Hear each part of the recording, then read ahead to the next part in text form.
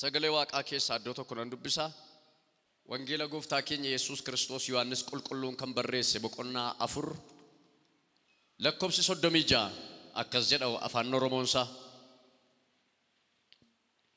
Inni haamu gatii isaa in argata. Ija midhaanichaas jireenya bara baraatiif walitti in qaba. Kunis inni facaasuu fi inni haamu walii wajjin akka gammadaniif in ta'a. Amen.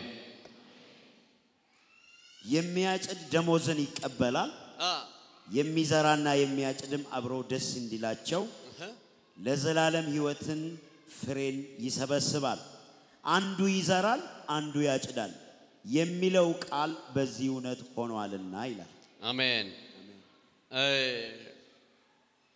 መተዱሬን ገነማ ከነረት ዱበዱ ተጃጅላ ዮካን ሆጀታ ዋቀዮ ታኡ መተዱሬ ጀሩ ረተን ዱበዱ ሆጀታ ዋቀዮ ታኡ የእግዚአብሔር አገልጋዩ ደግሞ የእግዚአብሔር ሰራተኛ መሆን ኤኝቱ ተጃጅላድ ኤኝቱ ተጃጅላሚት ኤኝቱ ሆጀታ ዋቀዮት ኤኝቱ ሆጀታ ዋቀዮሚት ገባብስኔ ወሊ ወጅን አገኘ አከስን ያዳፍ ጉረ ከሰና ላተነም በርባድ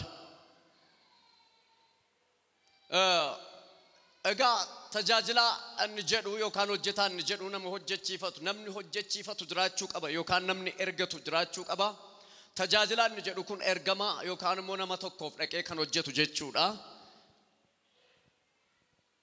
namni tajaajilu erga jiraate namni tajaajilchiifatu jiraachuu turre jiraata namni tajaajilchiifatu jiraate namni tajaajilu moo jiraachuu turre jiraata kanaafi har'a hojjetaa waaqayyoo ta'uu kan jedhu walii wajjin ilaalla har'a ganama kana